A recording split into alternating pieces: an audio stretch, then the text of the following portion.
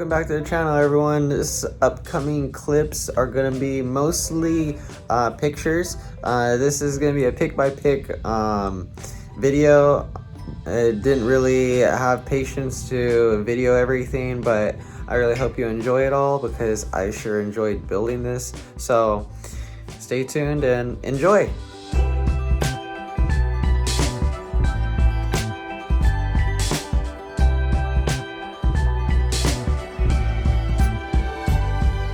At first I had a little bit of motivation to build this, but I was detoured from it for the time being because of a certain person, and he recommended for me to do the single spear up front and single spear in the rear. So you know who you are. I appreciate you. Thank you.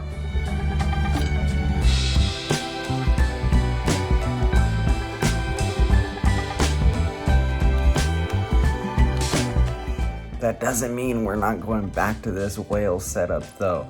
I want to give it a try, just not this time.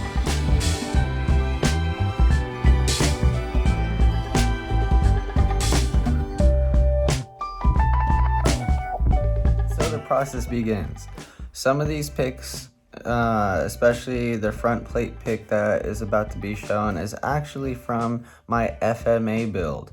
But it's the same process I did for my previous MS build that I'm showing you guys. I sandwiched the plates together to make it thicker so I could angle that front plate. Other than that, check out the rest.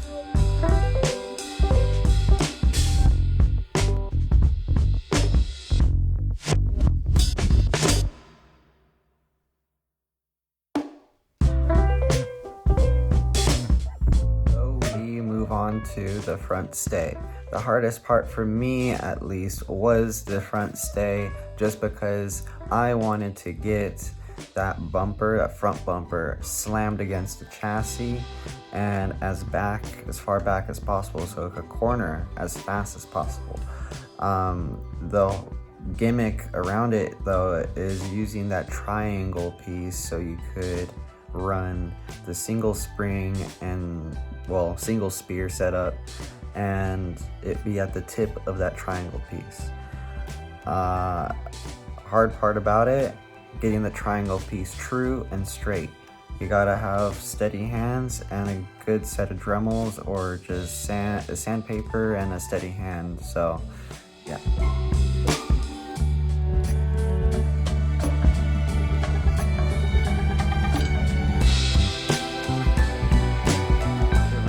Setup wasn't that difficult. It is a simple pivot in the rear. I was gonna go a little fancier and do this like 3-piece rear stay design that I've been seeing a lot, but I might just do that later in the future for, you know, a little bit more of my own personal time.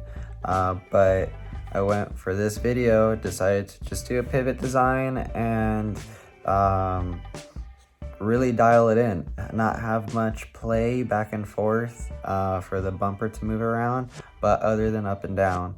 And well, it seems like it's been executed pretty well.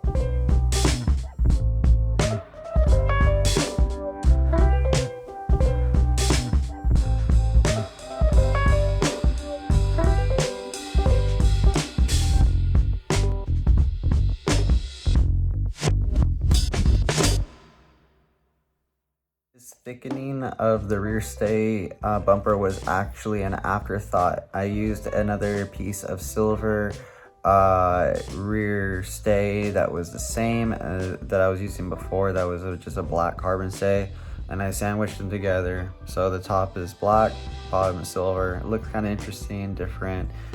What was pretty cool though was that the Korea stay actually is thicker than the silver carbon fiber itself. So really I didn't need to, but I just did it to make myself feel better that it will never break, at least hopefully.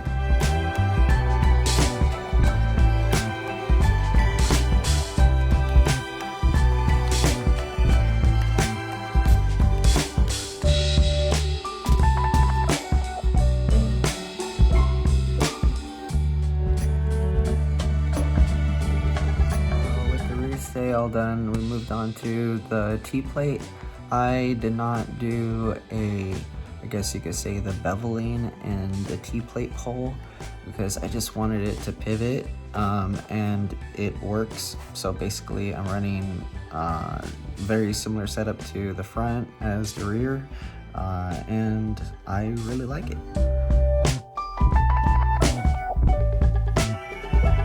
We're done with the rear stay, we can assemble it and have a full functioning rear end.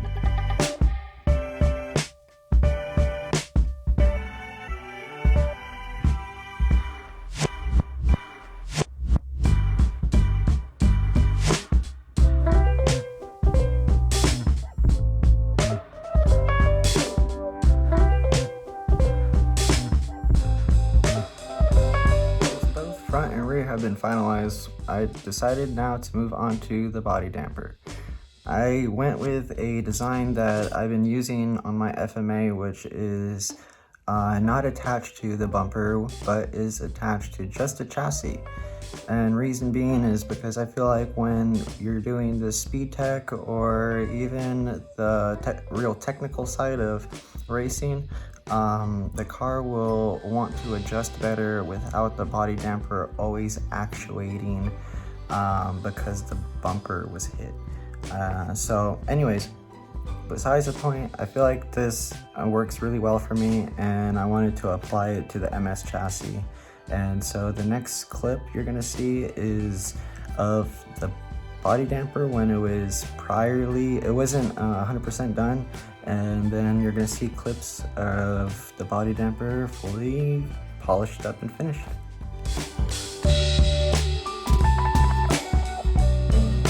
As we come closer to finishing this build, we now move on to the body.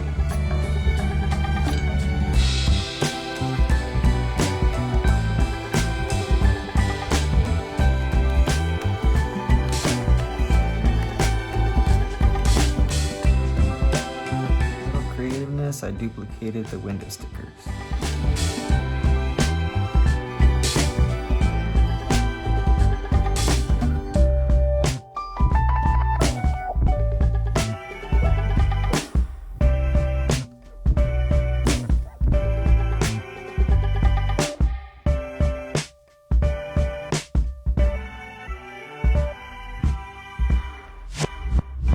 From there, I realized even though the body was all cut how I liked and the stickers were all done how I liked as well, the clear body wasn't really doing it for me, so we had to come up with something.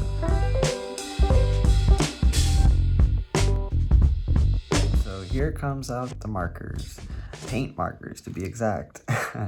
For convenient purposes, I ended up using paint markers just because, and well, check out the next couple clips of seeing what I did. Colorfulness is what I did.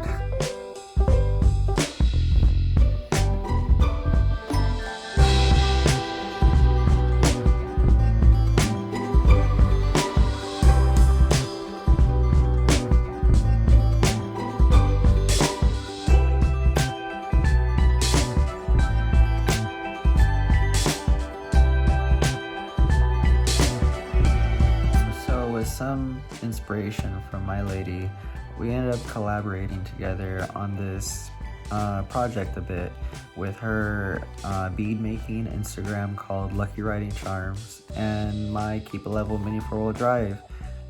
She came up with this really cool bead pattern, and while I was painting the body, and well, the pictures turned out great. Anyways, on top of that, she came up with a couple more other bead patterns to follow up. So check her page out and you'll see, totally worth it.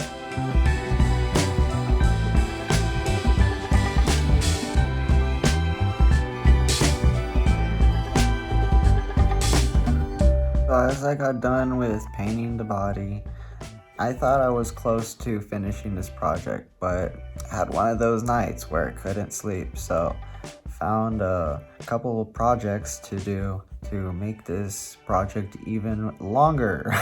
But totally worth it, and I believe you guys are gonna like it too, so check it out.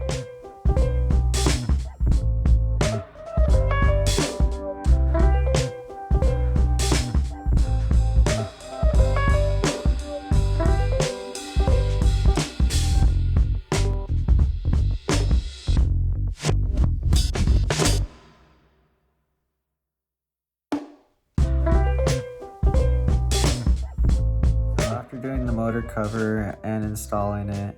I started doing this little project a while back for another MS chassis, but I finally got to finalizing it for, I guess you could say, this one. This happened to be one of those nights where I got around to doing a lot of fiberglass and carbon fiber work. But with that being said, when I got done with the motor cover and this motor, I guess you could say, holder that I reinforced, I needed to shave off quite some carbon fiber and fiberglass. So in these upcoming pictures, you're gonna see what I'm talking about the refining of the carbon fiber and the fiberglass. So here we go.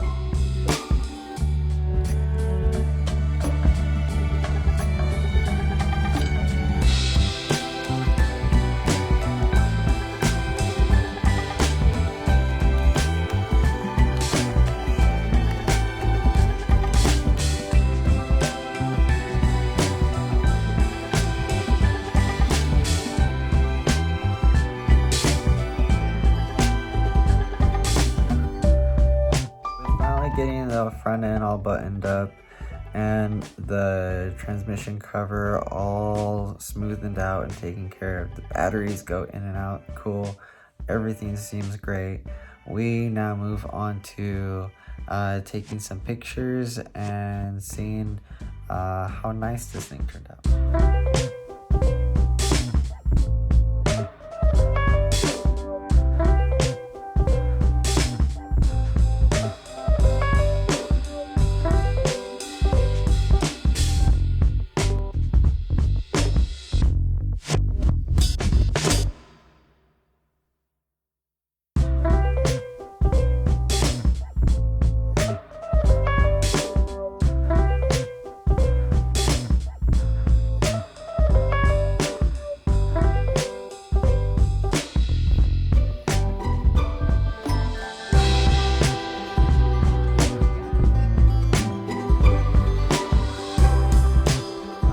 Colorful, but hey, I think it turned out pretty cool. Anyways, we're moving on to now weighing the car with batteries and then without. So here we go. We're using the in-loop blacks in the car, by the way, so it's going to be a little heavier than usual.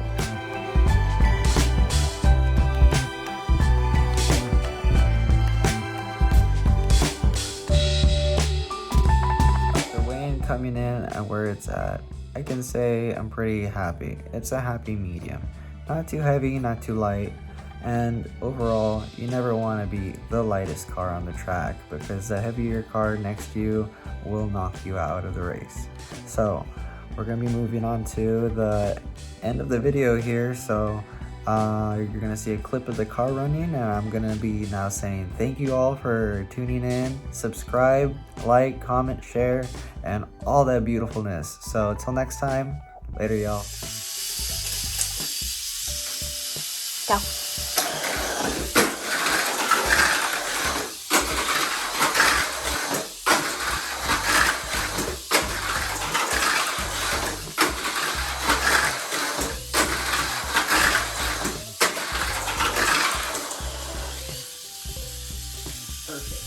Perfect.